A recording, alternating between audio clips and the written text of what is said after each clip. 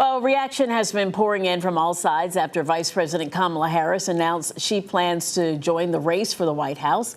Political scientist Leslie Caughell joins us now, giving us some perspective and some context all afternoon on this developing story.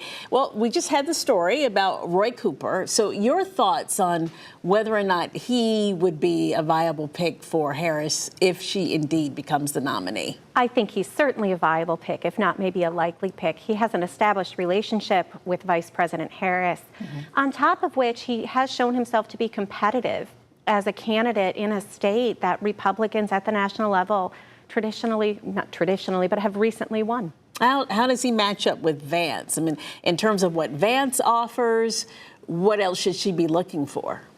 So Senator Vance is not reaching out to moderate voters. I don't think anybody who was uncomfortable with President Trump on the top of the ticket is going to look at J.D. Vance as, somebody who's expanding his appeal, right?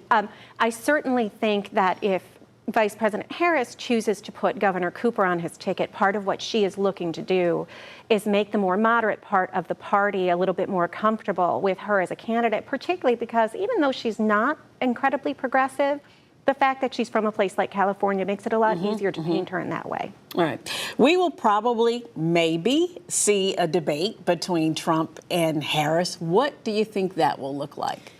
I certainly hope we see a debate. You always want to see debates in these instances, but I think it's going to look incredibly different from what that first debate did. And one of the things that I think the Trump team has got to be a little bit concerned with now is certainly Kamala Harris is going to be better able to parry with the former president, particularly when he says things that are untrue. All right. Yeah, she'll be able to, I guess, match up with that. And they're starting to attack her, as you would expect. Vance saying something today about her not being grateful for being part of this country, something. Where do you think he's going with that line of attack?